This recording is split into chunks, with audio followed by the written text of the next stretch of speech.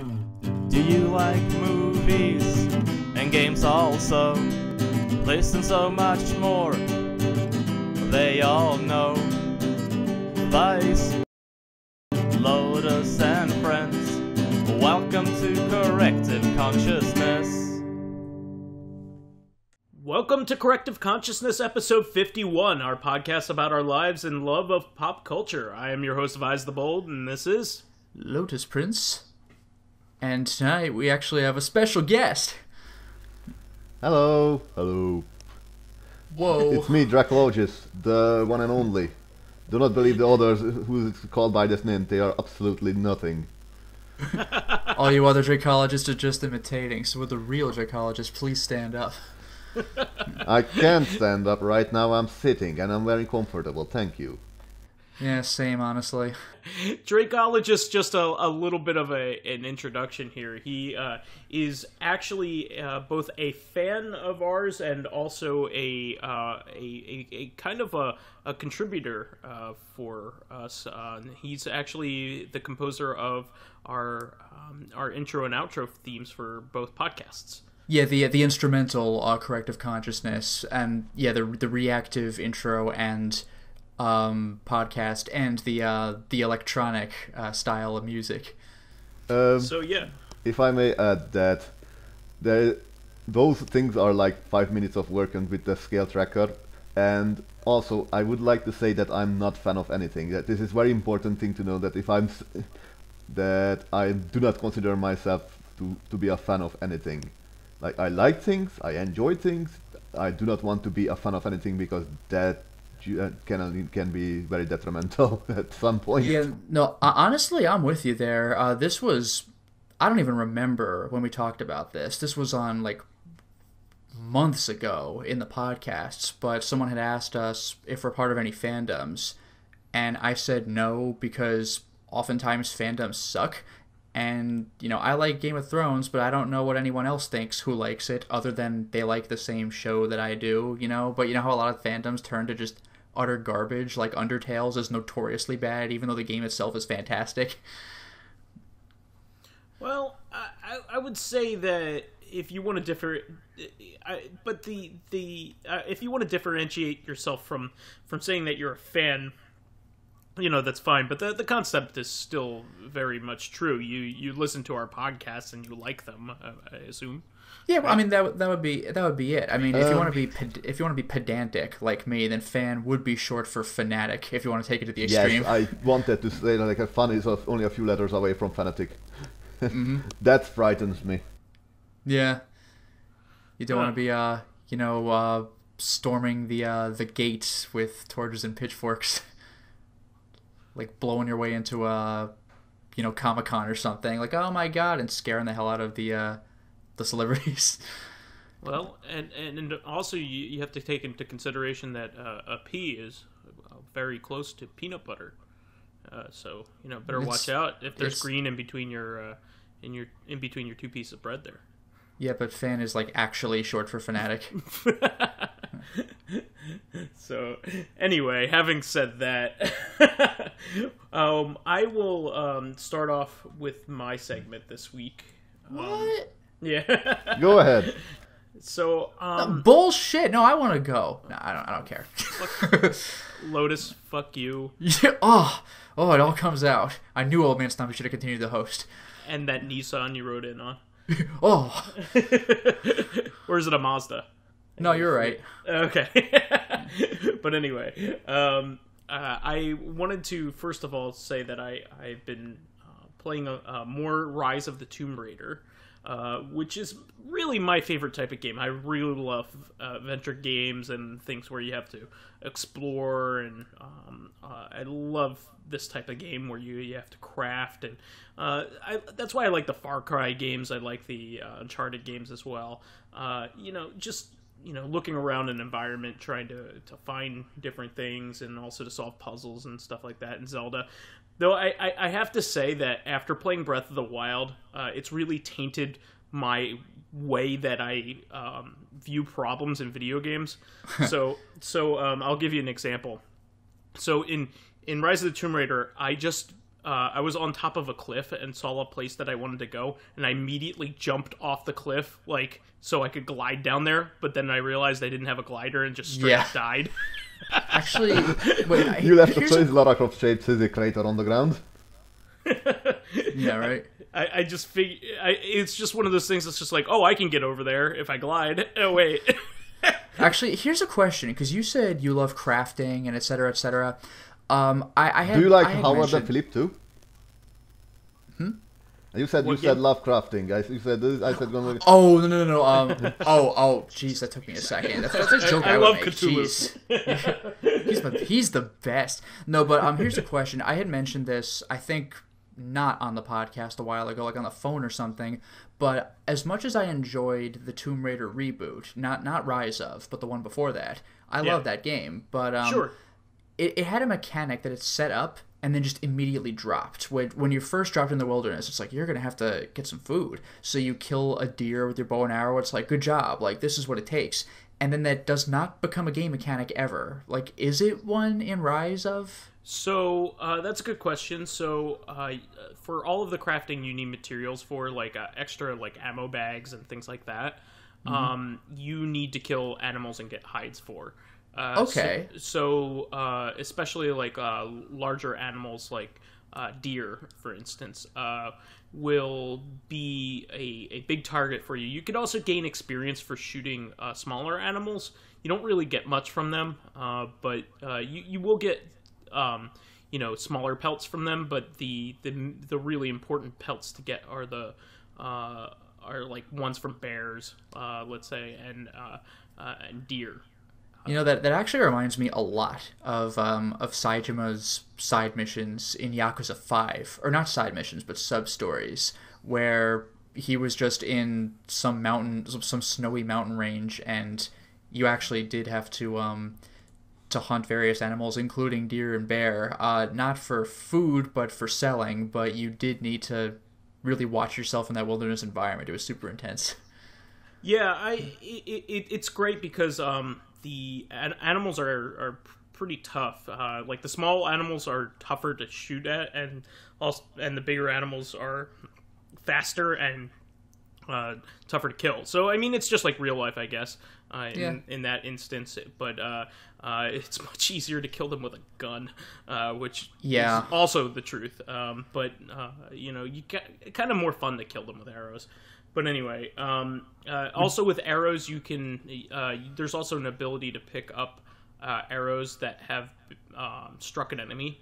So, like if you use an arrow to kill a deer, for instance, you will, when you loot the corpse of the deer, you will get the arrows you shot at. Yeah, well, this is generally how it works. I wanted to ask that if in Tomb Raider, if you shoot something with arrow, do you get more loot? Like, if you make a pulled pork pie out of it with a machine gun, then you probably should not get the hide. Well, no, it's not quite... it's video game logic, I assume. I think you get more experience for shooting it with the bow and arrow. Because I remember, in Far Cry, if you kill something with a bow, you get the hide back. I think the hide is guaranteed. And, okay. And that's actually pretty clever. If you shoot it with a machine gun, then you only get meat or something. Yeah, see, I don't, I've shied away from using guns on animals just because I felt like it was less fun. So I don't really know if there's much of a difference, to tell you the truth. But it would make sense that there would be, because there should be an incentive for using a more difficult weapon. And also a weapon that makes more sense for that kind of thing. Actually, speaking of which, though, I memean, I can't speak for Rise of the Tomb Raider, but... more difficult in terms of not rapid fire, I guess, but the bow and arrow was like easily the best weapon in the game of the Tomb Raider reboot, because it's a silent weapon with infinite ammo if you're able to pick up your arrows again. The only time you couldn't is if you shoot wild and the arrow gets to an inaccessible location, or if you kill a guy and he like falls off a cliff or something, and you're not getting that one back. But otherwise, you have arrows for days. Yeah, not only that, but you can also craft arrows very easily. Which is good, and you can craft different types of arrows too. You can get poison arrows and things like that. Nice. I would say it's the best weapon. And you get better and better ones for longer range. kills and things like that. Oh, better bows, you mean? Yeah, exactly. Okay. You start off with a rinky-dink one that's like twigs and that a you just kind of string. made, but then you get a better one. You use some metal parts on the stick one and turn it into a winch bow. Yeah. I did wanted to add that if it's good that Rise of the Tomb Raider doesn't have the hunger and thirst mechanic, because those things generally you either do it good or you either do it very, very horribly. And someone who watches the bottom end of the games that come out, well, if you ever heard of the Greenlight to horribleness, then yeah, you tend to know like a lot of the underground stuff, Drake. I think it's I've never been much of a fan of most games with hunger meters. The only one that I like is Adventure Island. But any RPG with a hunger and a thirst meter, I'm just like, get the hell out of here. Yeah. I don't want to micromanage all my bodily functions. I got two that I approve of. One is Don't Starve, because it's a major point. Actually, three. Minecraft and Eye of the Dragon. Because in Eye of the Dragon, you actually don't starve to death. You just actually don't get buffs if you eat them. Like if you. I would say the hunger mechanics that I approve of are in Metal Gear Solid 3. Of course. And Lone Survivor, which is basically 2D pixely Silent Hill. Yeah. The hunger thing can... the idea of getting hungry in a game like that can be a bit frustrating, but the way you deal with it, you need to find food. You found canned food, but you need a can opener. Or, you need to find gas to make your oven work again. It sounds like it should be annoying, but it's just kind of not, unless you just really can't find that stuff, in which case you're just well, I'm gonna die, I guess. Yeah, I guess it's all how it's done. Yeah. I mean, often it can just disrupt gameplay. I was gonna do something, but now the hunger's here. Great, Well, the games I'm really talking about are the old school RPGs where the whole world's against you to begin with. Yeah. Like Dungeon Master or something like that. Where the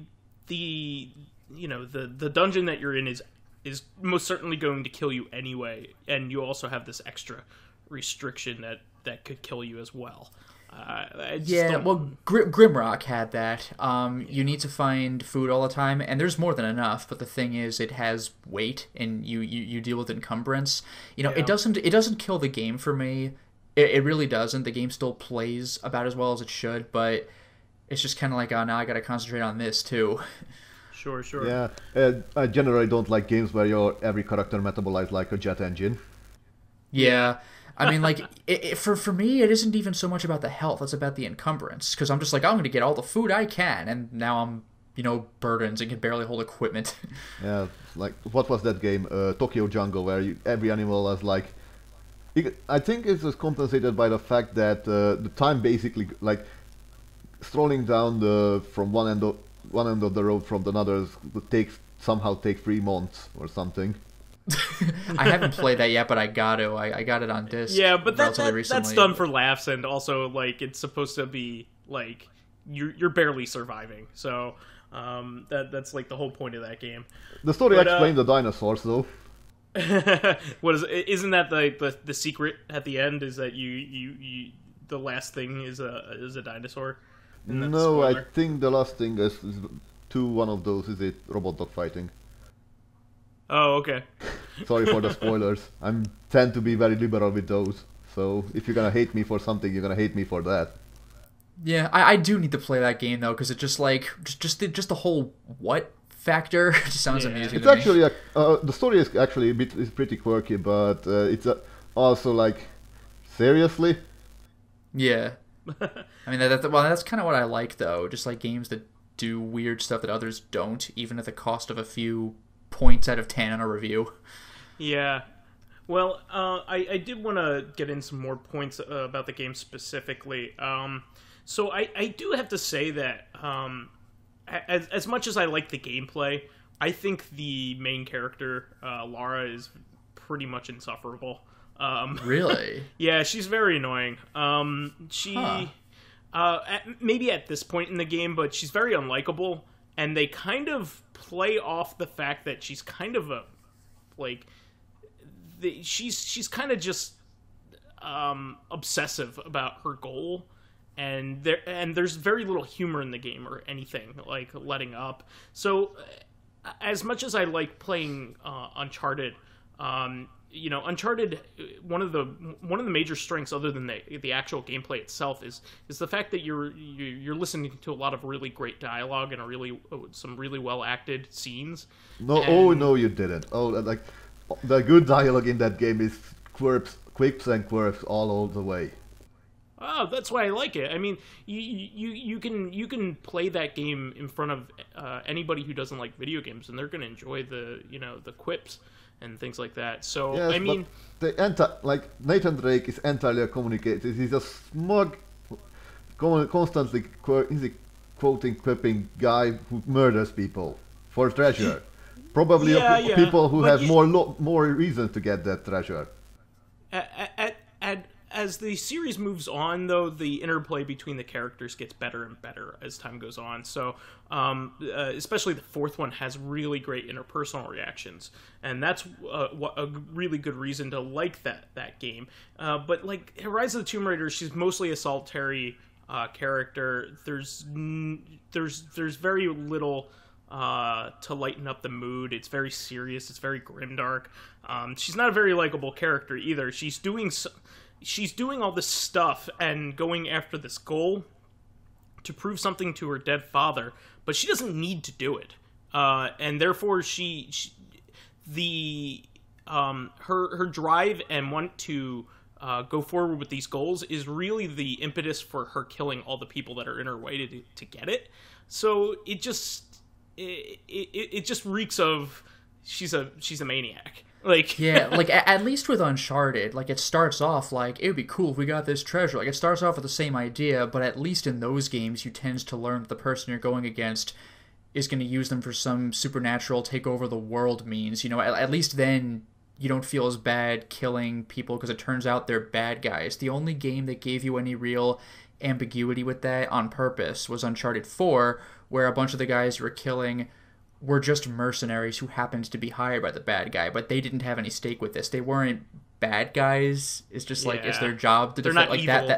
That was a bit different. Guns. Yeah, and the game played on that to make it more human. Naughty Dog makes Nathan Drake an unlikable character. It's only compensated by that the villain is always someone who uses Thompson little kittens is level of evil. Yeah, that is the whole thing. Like it turns out that Nathan Drake is the better man, whereas I guess in Rise of the Tomb Raider, just like, no, you're an asshole. Yeah, that's just a minor complaint, of course, because you have to have a reason for playing it game, but you need to have like some story to go along with it. But I feel like that's a very weak part. They could have given her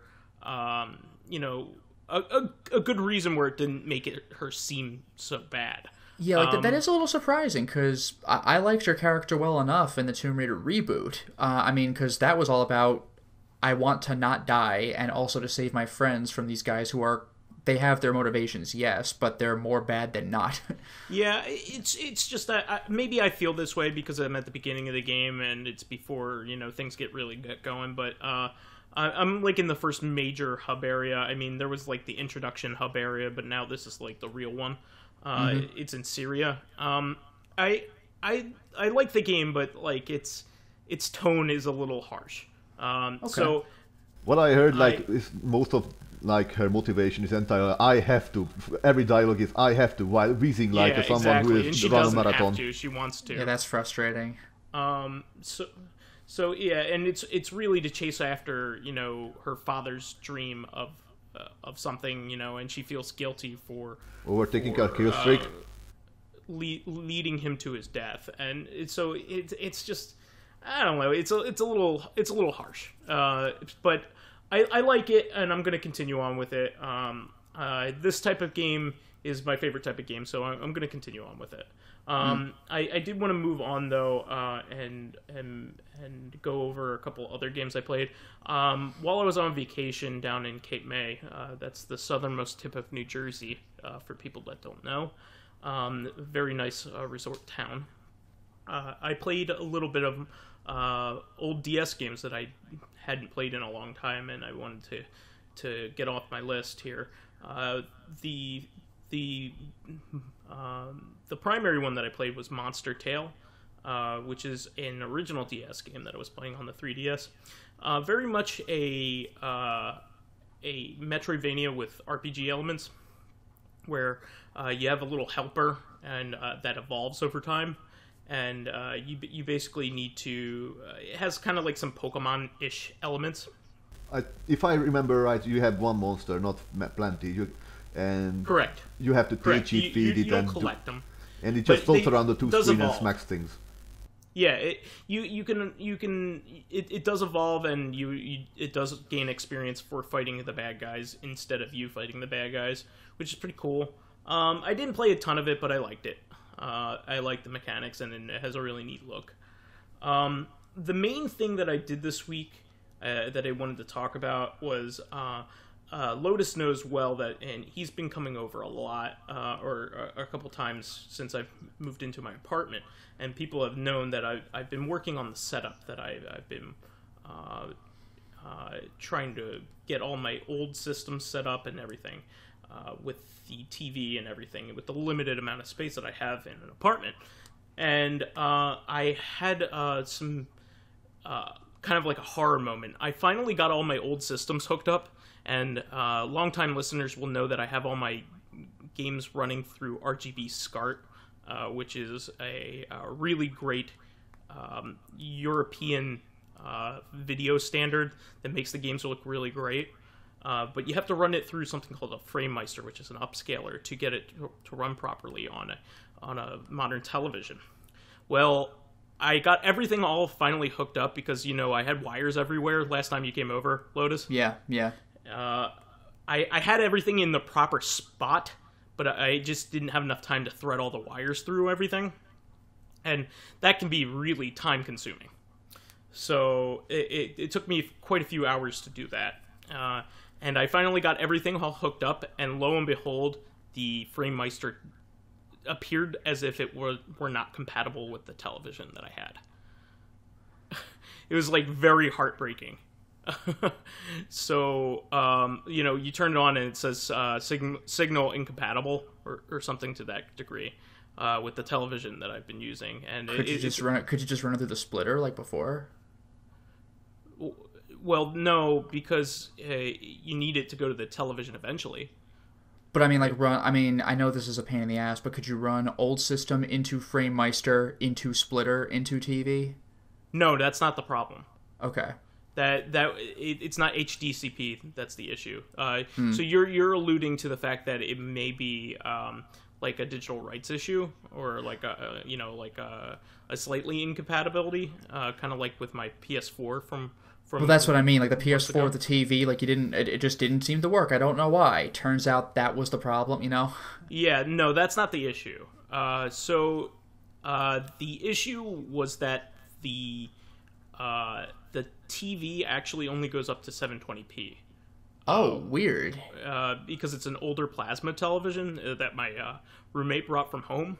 Huh. So the first time I tried, and I realized that, but I thought I had switched it to 720p mode, but apparently not, because I checked it later just to make sure that I was, not crazy, and tried to get it to work again, and lo and behold, it works fine. Okay, that is scary. Yeah. So I had all that stuff set up, and I thought I was going to have like all my old systems just sitting there for no reason. So I was very happy. I tested all my systems pretty much just before recording this podcast, and everything runs great. Yeah, actually, you know what that reminds me of? When I first got a PS3, and, Mr. Ryu actually had the same problem I did even years later, because we didn't talk to each other about it, because everyone thinks everyone else already knows, and this is just how it works. But when I first got a PS3, I tried putting in Child of Eden, because I was like, if there's any game I want to see first, it's this one, the spectacle game. So I was like, all right, here we go. Now, Child of Eden only goes up to 720p, and most games from that era, in fact. Yeah, a lot of PS3 games only did 720p, and most TVs, most HD TVs can do 1080, and the PS3 has settings for up to 1080. So when I went to video settings on my PS3, I was like, okay, well, obviously I want to check the 1080 box, no problem. But when I put Child of Eden in, it only displayed in 480, and at the time I didn't know why, and I was like, where's my HD? And, you know, I was consulting, like, tech forums about, like, Blu-ray players and TVs and stuff like that, and people were giving all sorts of answers. I should have stuck with the gaming forum, but I had no idea at the time. I thought it might have been the TV. And it turns out, people probably know this by now, but if you want a 720 game to play on your PS3, you need to check the 720 box, even if you've already checked the 1080 box, which is really stupid. Like, there's no option that says this resolution and below. You know, if you want to play 720p game and then put in a 1080 game, just check all the boxes. Yeah, you have to check just check all the boxes. I showed that to Mr. Ryu, and he couldn't believe it. Like, and this was years later, because he'd always gone back to the video settings and lowered the game's resolution for Uncharted 2 and raised it for Uncharted 3, and it turns out we just didn't have to do that, and it's just a really stupid video setting, but, like, long story short, I got scared for nothing, but it was just like, why is this not working? Well, this is great because I can finally have you guys over and we can play, like, Windjammers on the old Take a shot. Neo Geo system and all that stuff, so I'm excited. Windjammers is just the best. Take a shot. Yeah. What was it? Take a shot. Oh, yeah, that's true.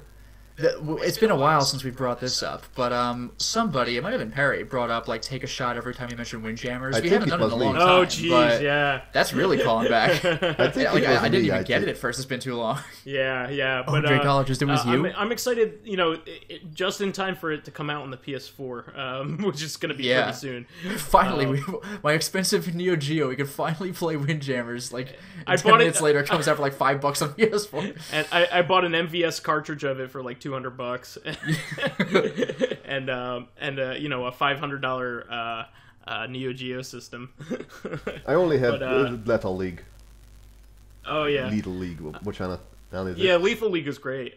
We should be playing that as well. Please record it. I want to see people freaking out. Oh yeah, we should definitely have some streams where we play competitive games like that. Our big game like that is Towerfall. Our group of friends loves playing Towerfall. So, it's similar. It's a one-hit kill game.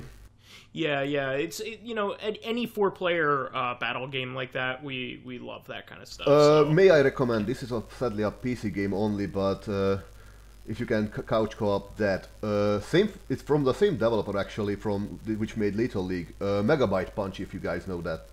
I need to take a look at that because I like Lethal League quite a bit. It's not the same. Actually, it's very much like if you would. It's a very, how to put it? It's like Super Smash Brothers, but instead of characters, you have little customizable robots, and you have destructible environment, and it's amazing. Like when you, I think I assume that in Super Smash Brothers, if you have. If you have, like, if you hit someone with a high damage ranking, that they go flying. In Megabyte Punch, if you do that, enemies will tunnel through certain blocks. Oh, that's pretty cool. And it has a single-player campaign with co-op. Nice. Well, I should move on here, just in essence of time. I did also want to point out that I also got some really neat speaker mounts. That will be a really nice space saver and will make the living room really nice. So I'm waiting for those to come in the mail. And I did want to quickly say that I bought a few games because there's the Steam summer sale here. I got Momodora Reverie Under the Moonlight, which is a Metroidvania game. It's part of a long-running series of it's kind of like a Dojin series, I guess, like Japanese origin. I also bought Pinball Arcade Season 5. I'm a big pinball fan, and I love Pinball Arcade. I think have they do Balls a really of Steel? good job. That's right, Yeah, Balls I do. of Steel. I do have that, Awesome. actually. Silver Ball? What's that? Silver Ball. No, it's actually kind of funny. I think Apogee put out a game called Balls of Steel where you can actually play that Duke Nukem. Yeah, they did. It's hilarious. Game. Yeah, I think that was packed with Duke 3D on like a GOG deal like a long time ago. Yeah. It had other tables too. And Yeah. what I asked is that there is a game called Silver Ball, which is I think made by Epic. It's a DOS game. You know what? I never played a lot of those Epic games, but a lot of people are big fans of those. But I also wanted to quickly say that I picked up Super Cyborg, which is a game made in the vein of Contra, old Contra games. Actually, more like the European versions. They look kind of like the Probotector games, like the European versions of Contra. Oh, that's right. So I'm looking really forward to seeing that. I was clued into this game from Kurt Kalata's new Contra book. He came out with a new.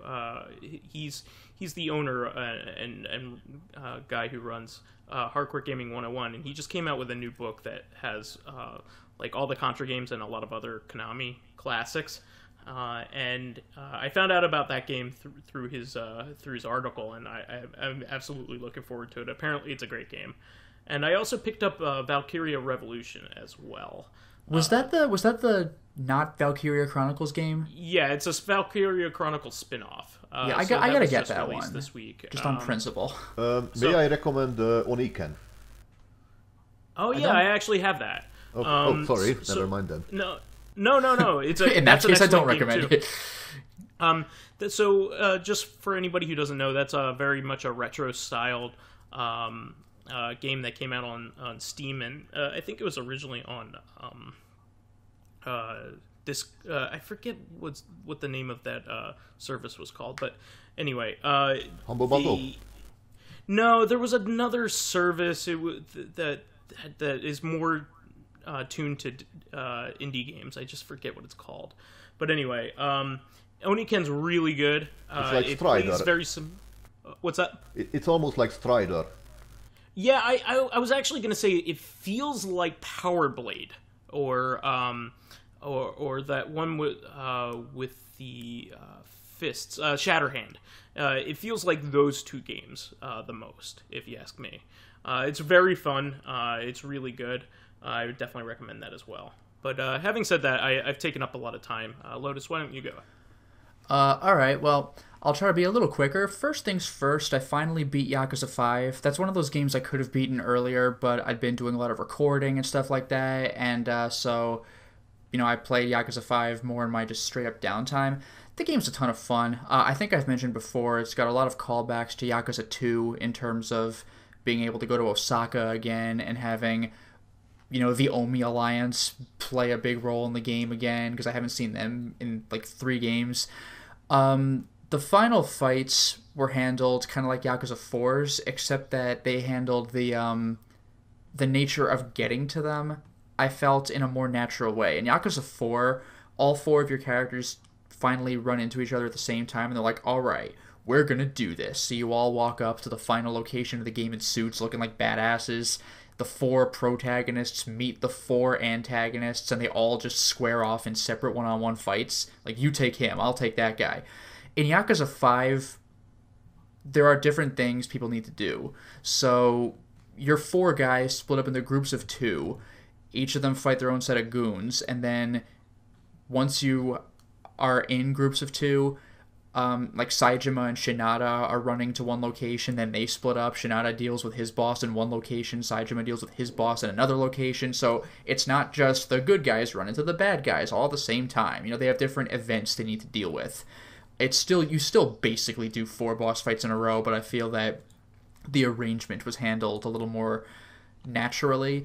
Yeah, you were telling me of that. That's really cool that they improved the narrative structure in that way. I do like that. Yeah. As for the final boss fight itself, I won't say who it's against, but that was also reminiscent of a fight in Yakuza 2 where you fight in a room and then the boss is throwing you through a door and down a hallway, and you throw the boss through a door, and the fight just keeps being taken to other locations and you're just fighting your way through this building. It's pretty sweet. It also reminds me of the final fight of Yakuza 1 in that regard, which I think was the first time they ever introduced the concept of booting somebody through a door and taking the fight elsewhere. It was really cool looking on the PS2, and Yakuza 5 continues that.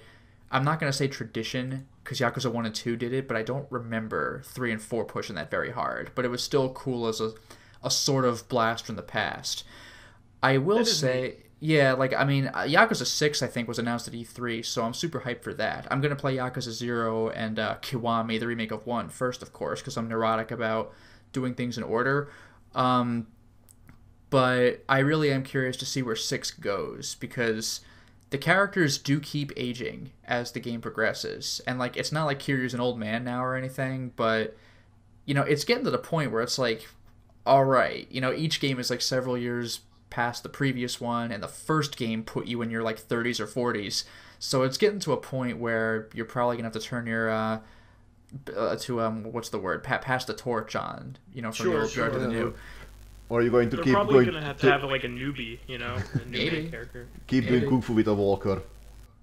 Yeah, that's probably what's gonna happen. It's gonna get to that point. He's Go fighting on, with a cane, kids. but it's like a functional cane. And now with Shia LaBeouf. Yeah. Oh, took me a second to get that one. Yeah, he was the guy with the torch was passed to in at least 2 movies, right? There's Indiana Jones 4 and Wall Street 2. Yeah, and kind of Constantine, but I think he died in that, so... Well, Constantine was only... He was a He was sidekick in that. That was... I didn't even know that was him. Wow. Yeah, when he was a kid. Okay. Wow. All right. Okay, He was the guy who like loaded all of his ammo for him. No, I remember who you're talking about. I just didn't realize it was him. That's crazy. Was he in Dylan Dog? In which? Dylan Dog. That I don't know. But yeah, I mean, I don't want to go into spoiler territory, but Yakuza 5 was a hell of a game, and as was the case with the other games, wait till after the credits, because you get a post-credit scene, as usual, as is tradition. We'll see where it goes, though, because usually with the Yakuza games, Kiryu gets, like, almost killed or something, and then the post-credits shows, like, no, don't worry, there's going to be a sequel to this, you know, those didn't exactly spoil me, because I started playing, 2 and 3 when 4 was already out, so it's like, well, I know Kiryu's back, but, 5 doesn't have the, is he dead? No, wait, he isn't. Like 5 doesn't do that, like, is he, isn't he kind of thing. But the post-credit sequence doesn't feel as conclusive as the previous game's post-credit sequences have. Like, the game's definitely over, but it doesn't feel like, well, Yakuza's over or anything like that. Like, there still looked like there could have been things settled with, I think, maybe everyone but Akiyama. Like, Akiyama, he was like, well, my work here is done, but, like, Kiryu and Shinada and kind of Saejima look like they still have stuff to do, but it's more implied, like, you like, the player knows where it's going, but it would have been kind of nice to see it, just for, like, visual closure, if that makes sense. Especially with Shinada. Otherwise, I played Mortal Kombat X. I waited for XL to come out because I knew damn well it would come out after MK9 did the complete edition. Like, will MK10? Yes, it will. So I finally played MK10 a couple nights ago, and I was actually able to beat the story in one night. I think MK9's was longer, but MK10's was still solid, and the crypt feels more fleshed out, I think, than 9's. The only thing that greatly irritates me, actually, about MK10's is that there are occasional opportunities to get, like, 500 coins, which is not a lot, but yeah, here, 300, 400, 500 coins if an enemy pops out and attacks you. But what irritates me is that they do it in a jump scare manner. So, like, you're navigating the crypt, which is just, like, buy bonus content, the area, and you're just getting jump scared, and it's like, this is bullshit. Like, but the It's crypt like itself, Luigi's Mansion. yeah, so terrifying. Five but Nights at Mortal Kombat. yeah, Five Nights at Shao it's Kahn. goddamn irritating. I mean, the good news is that unlike Five Nights, if you fail to press the button prompt in time, then you don't lose money. It's just like, well, you were scared for no reason. But it just irritates me. Could I just play the game, please, without getting jump scares in a goddamn Mortal Kombat game. But the story was fun. The crypt itself, other than that, is actually really cool. And I think I'm going to enjoy just kind of not even necessarily unlocking this stuff, but going through the process of unlocking this stuff. It's just kind of enjoyable. Neat. Yeah, you were always into that. Like, I remember back in college when you and your roommates were unlocking stuff for like Virtual Fighter 5 in particular. Yeah, like, am I actually going to use these avatars in competitive matches? Never. But I just kind of like fun unlocking saying that I've, like that's one thing that actually really bugged me about Mortal Kombat 9 Complete Edition that MK10 did right, is if you buy Mortal Kombat 9's Complete Edition, everything's unlocked. Just, I mean, like I know that, but there's no incentive for playing the game then, right? That's the whole thing. Like, I mean, yes, I bought it because I want all the DLC, but like everything in the crypt is already unlocked. Like, I know I'm in the minority on this one, but I don't buy fighting games in a multiplayer. So like, what am I even going to do with Mortal Kombat 9 now? Like, I'll play the story, and now what do I do? With Mortal Kombat 10, the stuff's all on the disc, but you still have to unlock it, which I actually appreciate. And if you really don't want to deal with that, you could still pay to unlock everything as DLC, like, on the store, if you want to take that option as well. So I feel MK10 handled that way better. Like, now I have a reason to play the game for hours that does not involve online competitions, which is kind of nice. I guess the last thing I want to bring up is, this is a real blast from the past, but I was able to find a site that had just old abandonware that was already customized with DOSBox to get running properly, and I went back to a couple of, so I don't have to go through the effort myself, so I was actually able to play a couple of Super Solvers games from my childhood. Treasure Cove those. Treasure Cove and Gizmos and Gadgets. And those are those games where you're like that kid with the red hat and the like the blue. Yeah, usually. Coat, right? They're edutainment games, and they're designed for elementary and at most middle school level kids. So it's not like I'm getting intellectually stimulated from Treasure Cove, which is just like, you know, literally problems like, if there are 3 fish and 2 more fish come in, how many are there now? And they give you 3 things to choose from. The answer, is it 5? Whoa. So, like, I'm not playing it for the actual education. And honestly, the gameplay isn't even fantastic. It's intentionally very repetitive and grindy because the idea was for the learning experience and not for beating the game. But I like playing them when I was in, like, the 2nd grade or something, and it's just kind of cool to relive that. And Gizmos and Gadgets is a little more stimulating than that. And the music's surprisingly good. I forgot how good that was. Lotus, it was a blast. Lotus, which site is this? Abadonia? I actually forgot the site because I found it by Googling, but I could link you. Although I will say there is a site, archive.org, but the stuff on that may or may not be downloadable. If not, then you might be able to still stream play it that way. But even if it is downloadable, you're going to have to deal with getting it to run on a modern PC yourself. They didn't, like, put it in a neat little package for you. Like, here's the game, now figure it out. I wanted to ask if you know educational games like Castles of Dr. Brain or something. I think... I haven't checked for that one in particular, but at least archive.org has that for stream, so you can still play it online that way. But I haven't had a download of that. Although I actually was able to get Rise of the Dragon for PC, just so to compare it to the Sega CD version. So all of a sudden the colors are like way better, but the voice acting is gone. And it's just interesting to see the comparison. It looks more cyberpunk, but it doesn't sound more cyberpunk because the Sega CD version is all like moody greens and blues, and that aesthetic does work, but it doesn't have the color range that the PC version has. So that's effectively my week. So how about you, Dracologist? Well, my week is generally very same. I don't really run things. Mostly I just work, game. Occasionally butting into the Guardians of Greenlight group and discussing things, which I like to. I would like to plug them. They're doing a very good job.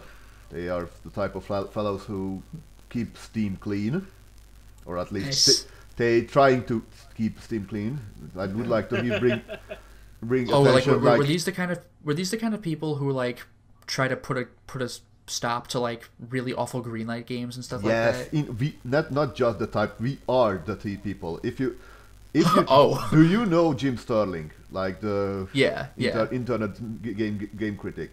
Like he started with this the best of Greenlight with like showing off how terrible games are, and he coined a couple of phrases, and this group is basically doing that, like basically taking up the torch, even if Sterling didn't stop his work. Although it has to be said that Greenlight now is gone. Yeah. And it's being replaced though, Ro. Yes, Steam Direct. Yeah. And I actually am in favor of some of the new rules. I think the new rule is to apply to be in it, you need to be. You have to pay $100 for each game. $100, which I think is a low barrier to entry for somebody who's trying to sell their game, but will also keep like a lot of goofy crap out. Well, yeah, that's the thing, because Greenlight, I think with Greenlight, you could put whatever crap you wanted to on it. The problem is that these are scams. Yeah.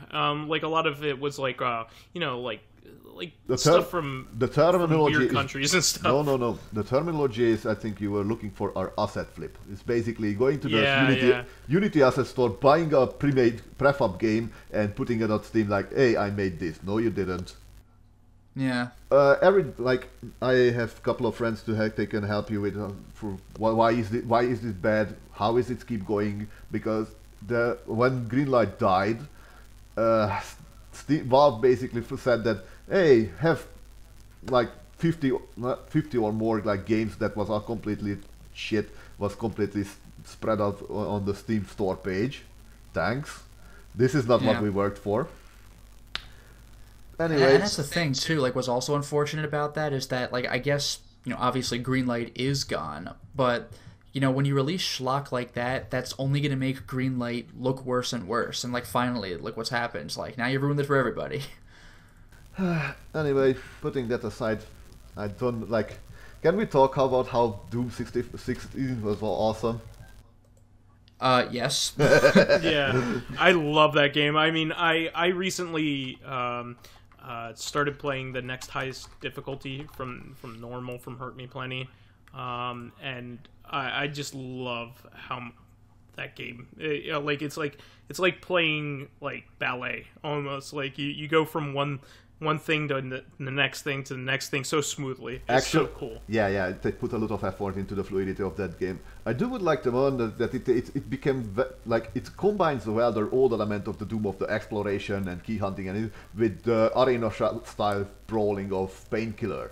I was surprised that would work. Like, I really did not have high hopes when I saw the trailers. Like, I was like, I don't know how this is actually going to play. I couldn't believe what a good job it turned out to be. Yeah, and what I did like is that the all fires are very, very fun. For me, like, all the weapons are very important, that they have to be fun. Yeah. And all fires always increase the weapons potential, especially if it's something unusual. Like, have a double barrel shotgun. It goes boom, or it goes boom boom.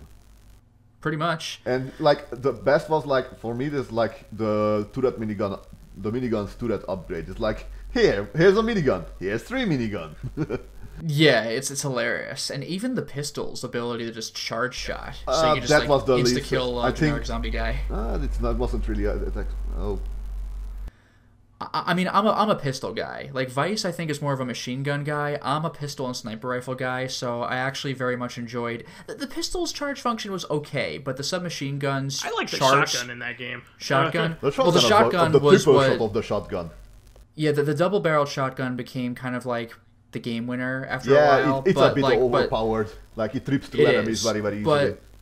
But I very much enjoyed the sniper function of the submachine gun. That was like way better than I thought it would be. That's a heavy assault rifle. Heavy assault. I very much like the sniper function of that, and I didn't think I would. Especially if you upgrade it, it's actually start firing bigger rounds. Yeah. I did like the Gauss gun. I think it was Gauss was amazing. I think I'm a little bit sorry that the plasma gun was a little bit forgettable. They could do that what with Brutal Doom did, like when you kill an enemy, they just got charred.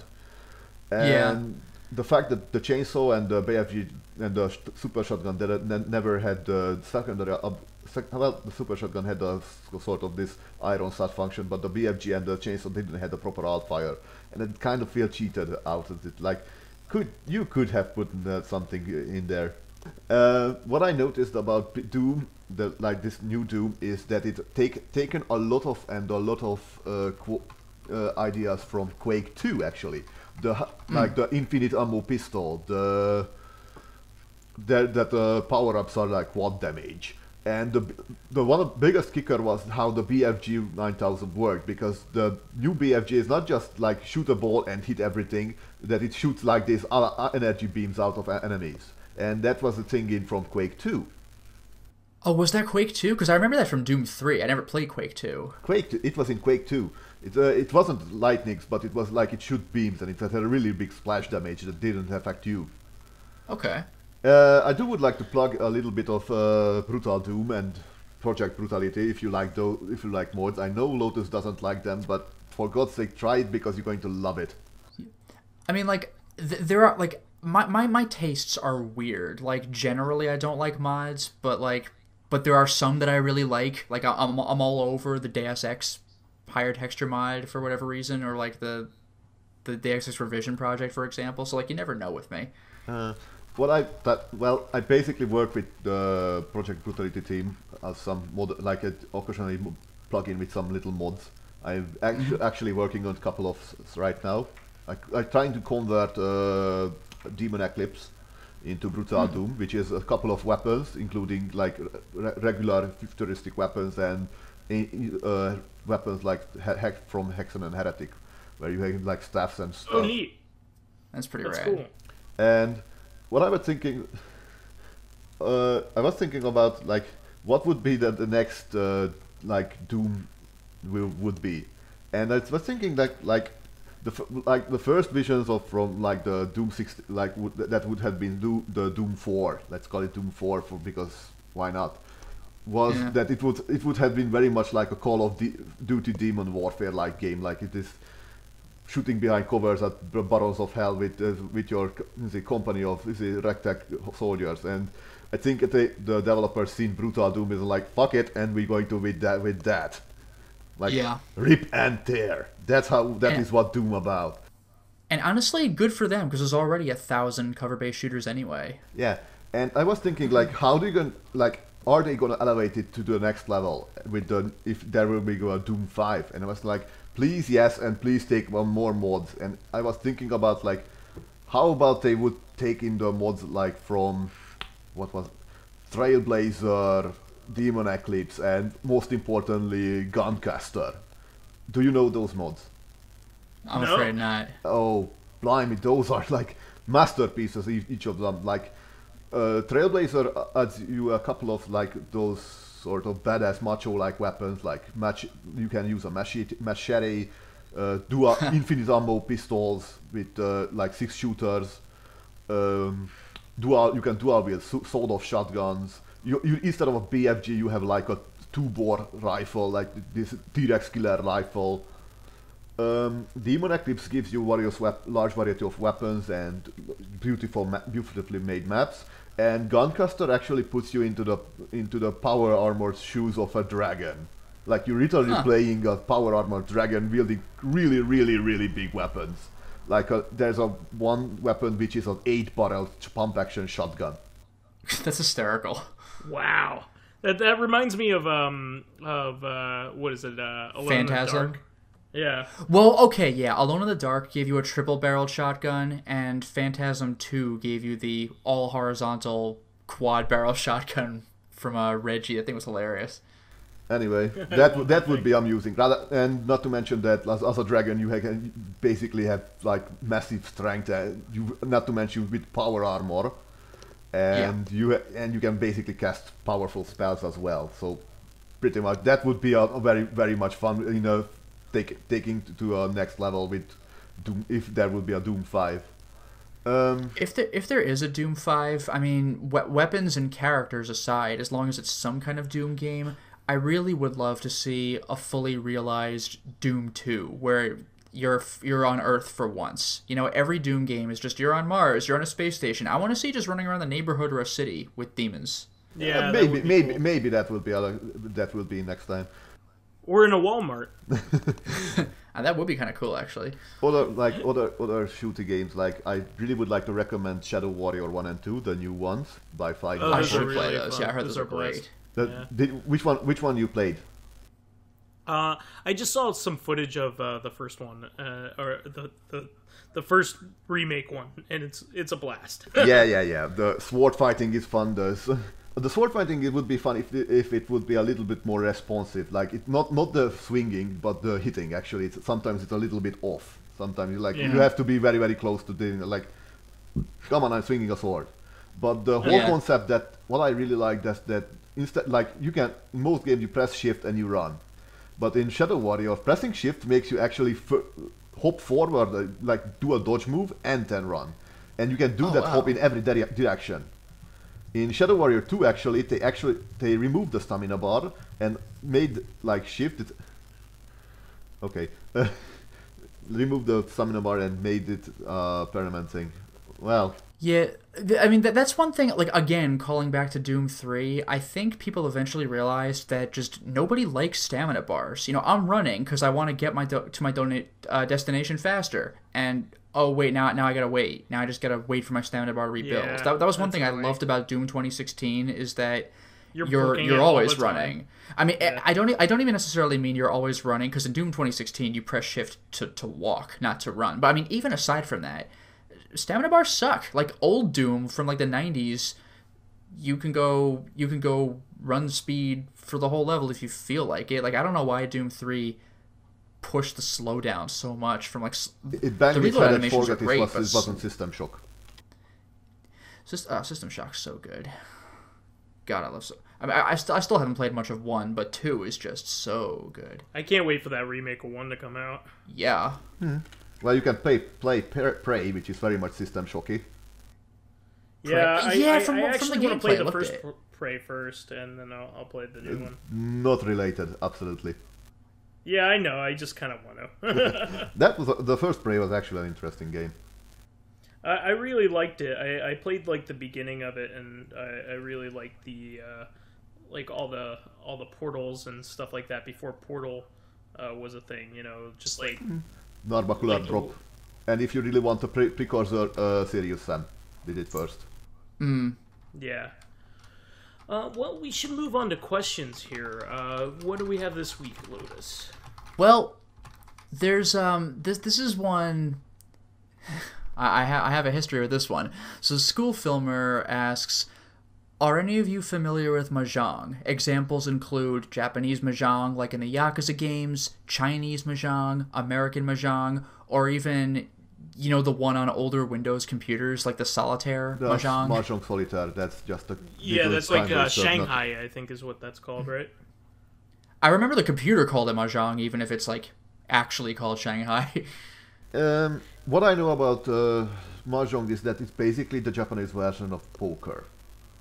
Yeah, not the same rules, but they're roughly the same concept.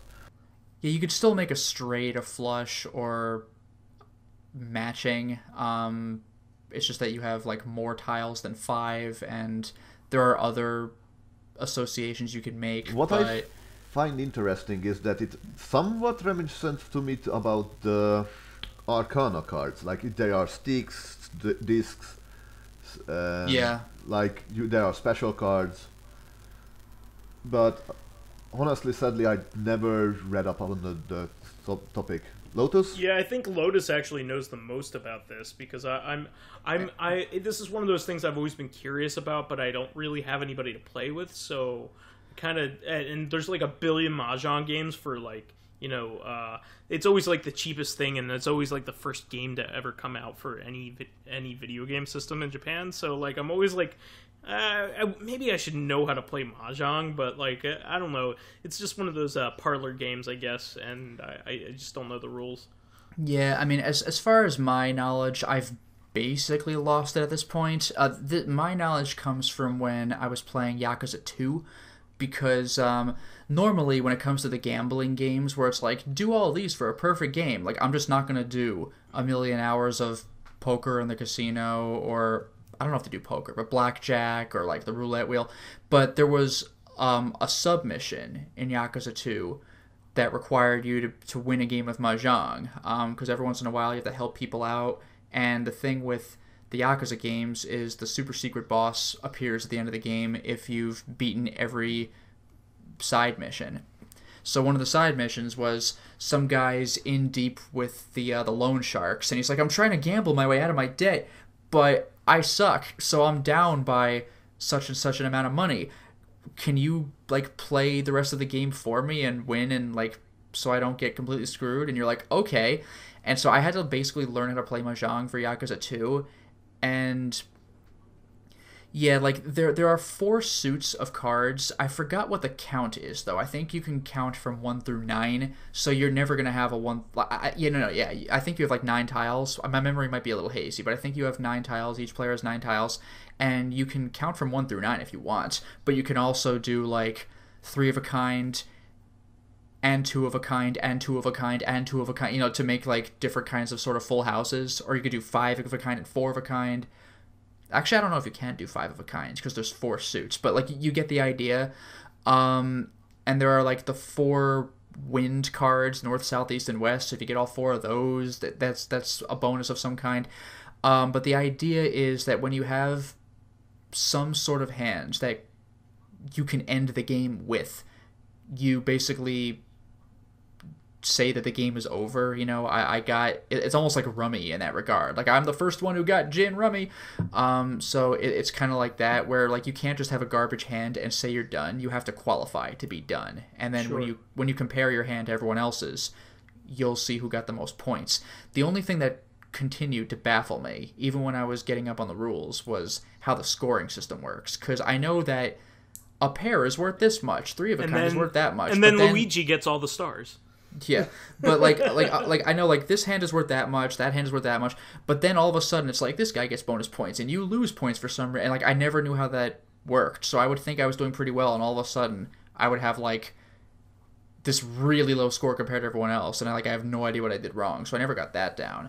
Another thing that really threw me, by the way, is that the number tiles, like 1 through 9, are numbered, I think, in Chinese. So I actually had to Google, like, what the numbers were and compare them to my hand. Like, it doesn't... Wow. That was frustrating. It was like when I tried to play shogi. It's like, I can't read what any of my pieces are, and it's like, move the That's the bishop. basically like Japanese chess, right? Isn't that what that is? Pretty much, yeah. But it was like, now you want to move your silver general to this location. I'm like, oh, I don't know what piece that is. Like just it was such a pain in the ass. This is why the basic chess is better, because you can recognize the shapes. Yeah, That's the whole thing. Like, I can't read Japanese, so, like, I had to Google you. Oh God, you should have seen the process I went through to beat shogi in Yakuza. That was something else entirely. I'm curious. Did the Yakuza games explain the rules, or do they expect? No, they do. They have the rules there. I can't read shit. Like, I don't want to go and check a guide like every single time. I want to look at every single piece I have and compare them to my opponent's piece. It's like, there's no way I'm doing all that, even if I know the rules, which I didn't. So the way I beat shogi was kind of amazing. Like, this was something I had Googled, because, like, did anybody else have this problem? Yes, they did. So what happened is, you know how some computers have a chess program? Sure. And usually the AI just way too hard. beats you into the ground. Yeah. So, like, it turns out there's a shogi program. So what I did was I downloaded the shogi program, and I turned the board upside down, and I set the computer to its hardest difficulty setting. So when the opponent in Yakuza would make a move, I would make that move. Wow. So the That really is hard level awesome. computer. Yeah, so, like, the really hard level computer would respond, and then I would do that thing in Yakuza. So basically, what was happening was that the Yakuza opponent, which is not designed to be insanely hard, was playing against, like, an unbeatable computer, and I'm just making the moves for it. So eventually, the Yakuza opponent would forfeit, like, way before checkmate would happen. It was amazing. Wow. You proxy It would just two get its AIs. ass kicked. Yeah. Wow. That's really funny. That was something else. Battling AIs. Yeah, and by the way, one more little shout out about Mahjong is, have you ever heard of the anime series Akagi? Yeah, I've heard That's of it. the gambling anime, right? You mean a cage, right? Yeah, no, it's with an I. There's no questioning it this time. Nice try. A cage. No, but yeah, well, there are actually 2 gambling anime and manga made by the same guy. One of them is Kaiji, which is various gambling games, and the other is Akagi, which is all Mahjong. And regarding what Vyse had said earlier, like to make the game or to make the series interesting, you'll like every time he faces a new opponent, there's like different variations of Mahjong. I remember one of the most intense ones was 4-player Mahjong, where I think like 50% of the pieces, the tiles were clear, so you could see some of your opponent's pieces and they could see some of yours, and that just changes everything because now it's a psychological game. I mean, poker already is a psychological game, as is Mahjong, but now it's like, now I actually see a fraction of your hand, Sure. and vice versa. Like that was, man, that was... Actually, speaking of which, in Yakuza 4 and 5, in the Mahjong parlor, there are little posters of Akagi, which, by the way, I find really funny because the whole gimmick of Akagi is like... Well, I don't know if it's the whole gimmick, but at least in the first episode, he like just straight up cheated against Yakuza who were playing Mahjong. Yeah. Like, and like, I don't know about the rest of Akagi, but Kaiji is like all about cheaters trying to out-cheat other cheaters. So I just thought that was kind of amusing. I know about this too anyway because of Danganronpa, because there you guys talking about it. Yeah, I talked about the same exact thing there. Oh my god, like Kaiji has so many gambling games. One of them is I forgot what they called it, but I think it sounded like Chinchoryu or something like that in the actual anime series, which was a dice rolling game, and I saw it might have been Shohan or something, and I saw that in Yakuza, and I'm like, oh boy, like is that we're doing this now. Bowl? Yeah, that's with dice in a bowl. You roll. Oh god, I want to say no. It's definitely not two. It's 3 dice. You roll 3 dice, and the basic rules of that game are you want to make a pair. Yes, I do remember this game from Suikoden. You have to win again. Oh, they have it there too? Yes, oh, there wow. is. You can actually win money from it, and lots of money from it. And you can actually win. Is it one of the characters you need to recruit have to be beaten by that game? Oh no, because yeah, the goal of the dice game is that you want to roll a pair to even have a qualifying hand. So if you roll like whatever your pair is, the remaining die is what your value is. So if you roll 2 5s and a 2, then you rolled a 2. Yeah. And if you roll 3 5s, that's just a 5. It's 2 5s and a 5. You know, the special rolls are 4 5 6. Yeah, 4 5 6 is an insta win. 1 2 3 is an insta lose, and 3 1s I think is like you win quintuple. It's like super ultra win.